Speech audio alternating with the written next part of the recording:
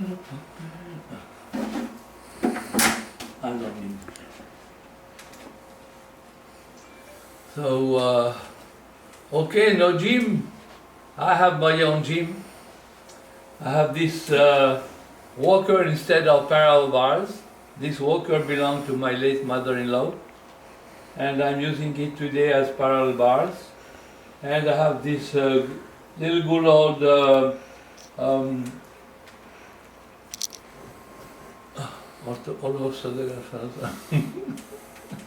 another rowing machine, and I walk. So when I retired from physical therapy, I waited a little bit, but then I had to be busy. Otherwise, I was really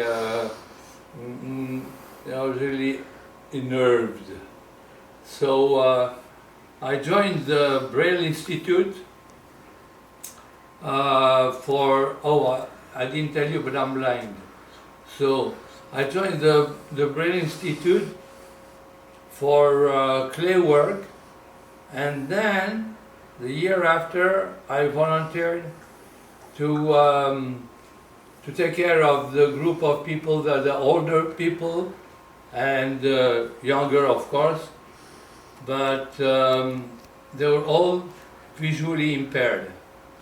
And of course they had all these, especially the old people, they had all this deficit in their function, in their ambulation, in their attitude, in their breathing, and also the title of the class was psychomotor therapy. But then when I sat with the volunteers coordinators, they told me nobody is going to understand what you mean by psychomotor therapy, so choose another title. So I chose another title. I gave the titles of the different phases of the class and the training.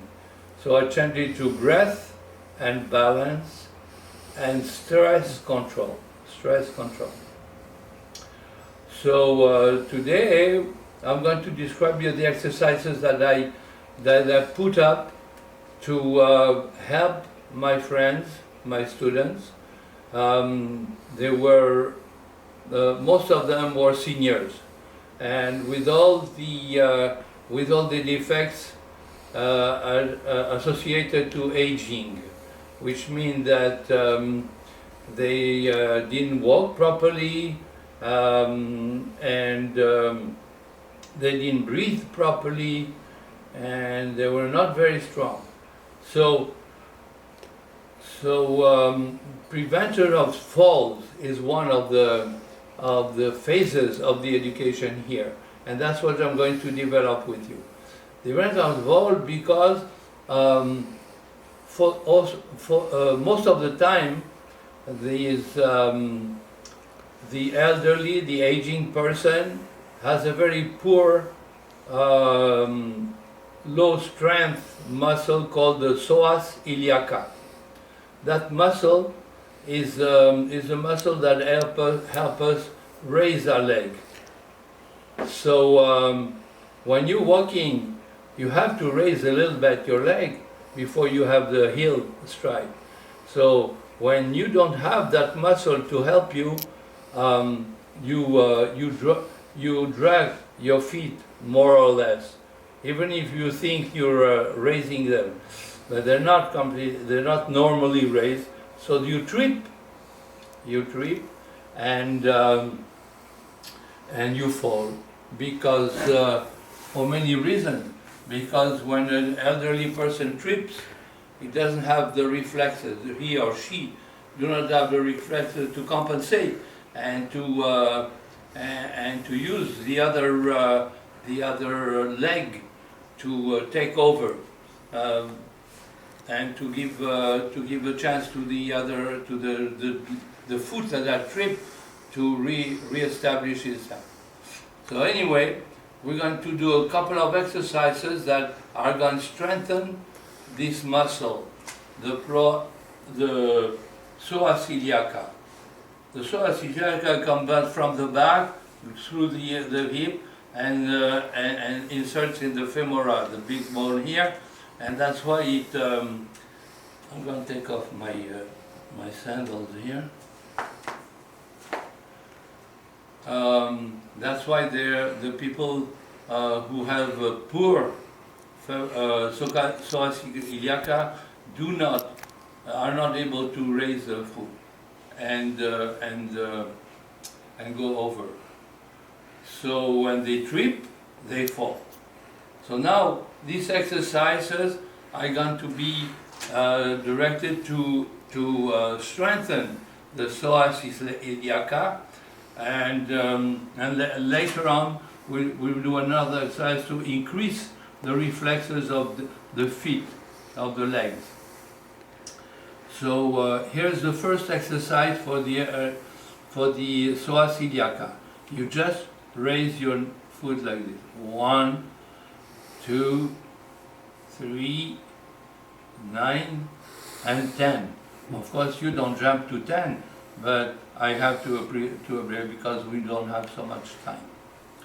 So you do that on both legs, and now you do it this side. 1, 2, 3, 9, and 10. And don't rush, never rush. Do it gently and seriously, and concentrate in your movement always. Those are the conditions for successful results. So this is one of the exercises, psoas iliaca.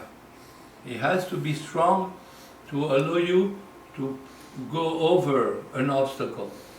And when you have a weak psoas iliaca, you can trip on anything.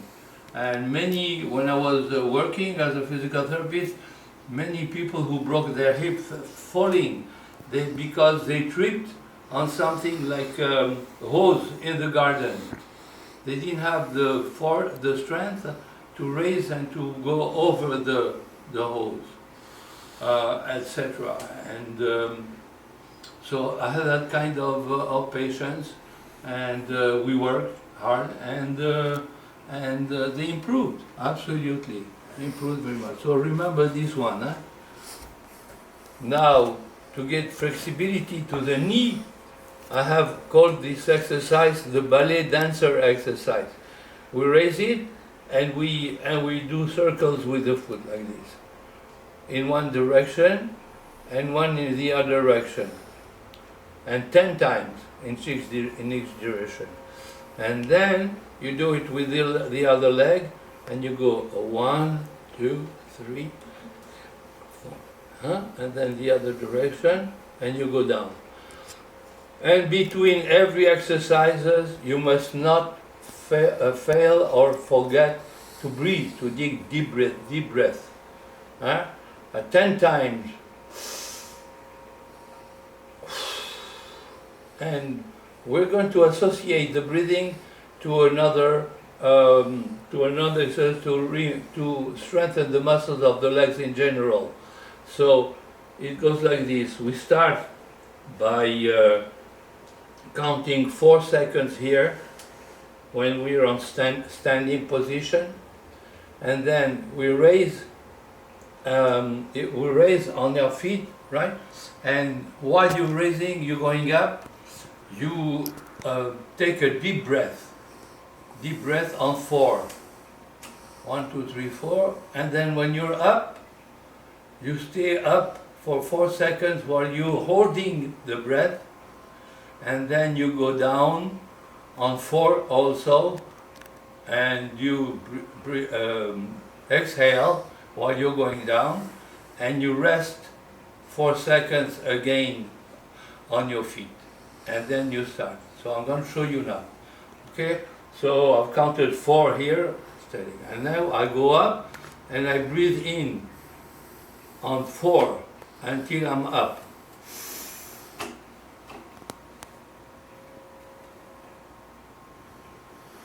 4.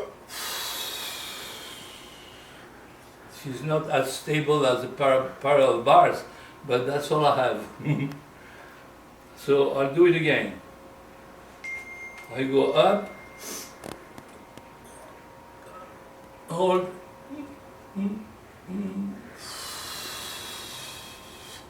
1, 2, 3, 4, and now we go back.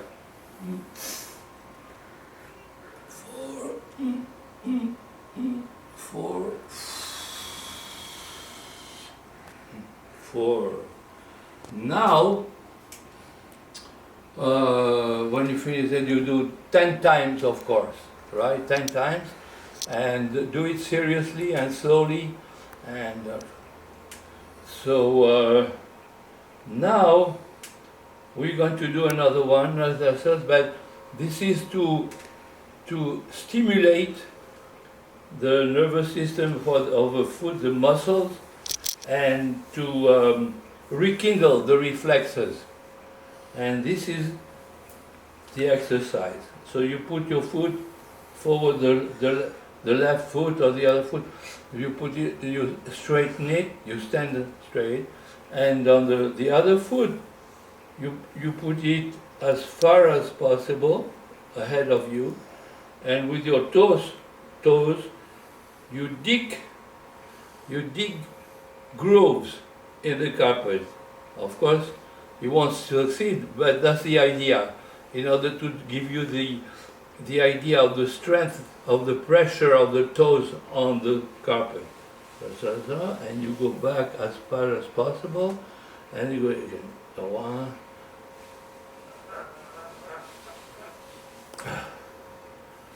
10 times, and you dig.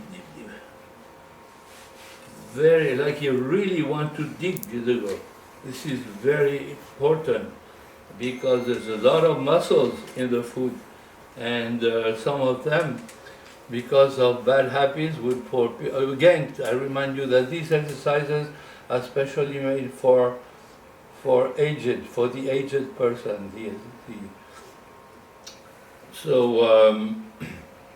Again, the foot has a lot of tremendous number of muscles. I'm not going to bother you with describing them. So again, the toes, they dig a grove like this. You have to push down 10 times, and then on the other foot, same thing. As far as away from you, you dig. And this is going to strengthen the weakened muscles of the elderly, of the aging person. Really strengthen them. Do it very seriously. This is extremely important, because you see, when you trip, when you're walking and you trip with this foot, people, seniors, they have no way to compensate the lack of balance, so they go it's all like a block, they fall. Whereas when you have this leg and this leg trained to dig, to be strong individually, when you trip on this foot, well, this one takes over, and you don't fall, you just trip. And you have the time to put back the foot in place. Very, very important. So this is the exercises for the legs. Very important, very important. Now about the bar parallels. I don't have parallel, I have a walker. But not everybody has a walker. So when I was a volunteer at the Braille Institute, I didn't have parallel bars neither. So I had to imagine how to replace parallel bars with whatever I had in the room. So I took...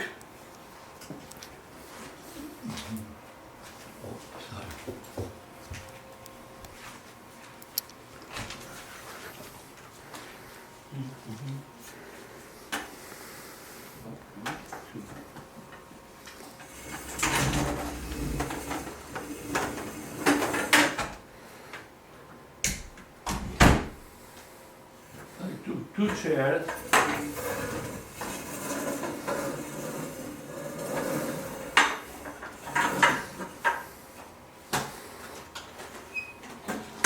A 1, a 2, like this. They're not very tall enough to replace parallel bars. And of course, you have to be very careful when you have this kind of parallel. I called it, at the Braille Institute, I called it the parallel bars of the poor.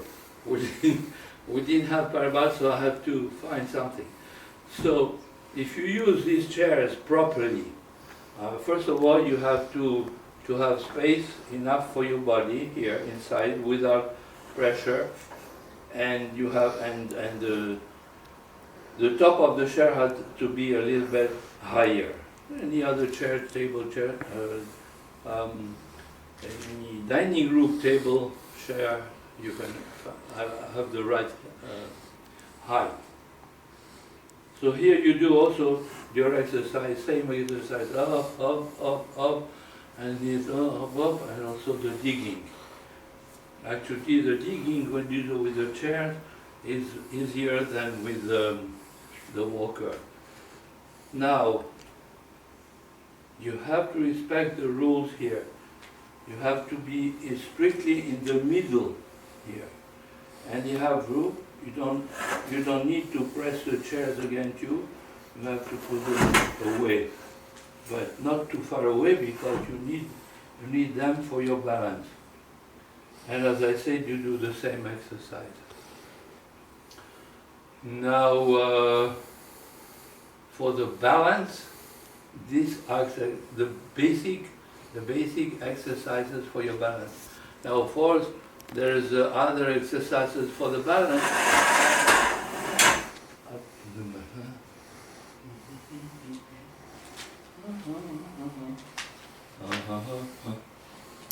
Am I lost? No, never lost. So for the balance, we have exercises here, but they're sitting down exercises. Sitting down exercises. Because you see the vestibular part of the brain is here. You see this end of the cranium here is called the mastoid area, and that protects the vestibule area and the vestibule area here of the brain is the one that commands the balance and audition, of course.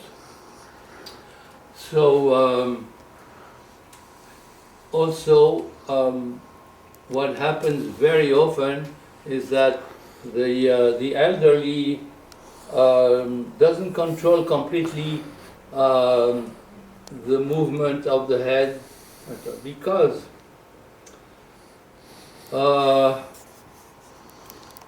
the elderly and the blind, of course, the visually impaired, doesn't have anymore the frame of reference that you need when you're in an open environment in the street. So much, and they lose the range of movement of the head. See, when you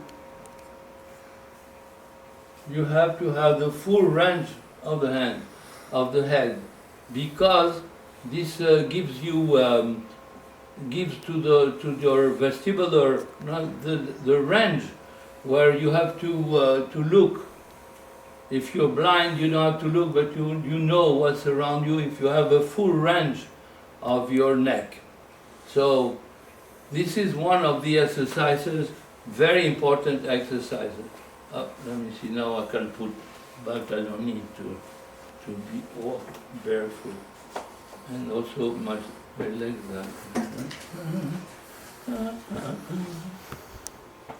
Okay. So you're going to, we always in all the exercises, we add the breathing part to it. Breathing. during the exercise. Like for instance, in this one, we are going to turn our head, be sure that our shoulders are free, no tension, and that we're looking straight ahead. Yeah, I forgot to tell you, the frame of reference for us is left, right, up, down, and ahead. So the horizon. So for us, you know, we know where to look in order to go straight. Like for a visually impaired person, you don't know where the horizon is. You don't know where's the head. So you allow your head to turn a little bit because you follow another sense. That's about all I want to tell you today, because there's a lot of other exercises. So we'll have another session with maybe more exercise, but also the next subject is going to be the stress control. Stress control, we're going to give you also exercises and massages of certain areas of your body, of your head, and but that's be for next time. Now, bye-bye. My theme here is called share. I want to share with you, now that I'm retired and we're all subject to some kind of, not some kind of quarantine, real quarantine. I want to share with you my experience. I hope that it will help you. And the title of this series are called Share by me. Okay, thank you for your attention. I hope it's going to help you, and I'll see you next time for the stress control.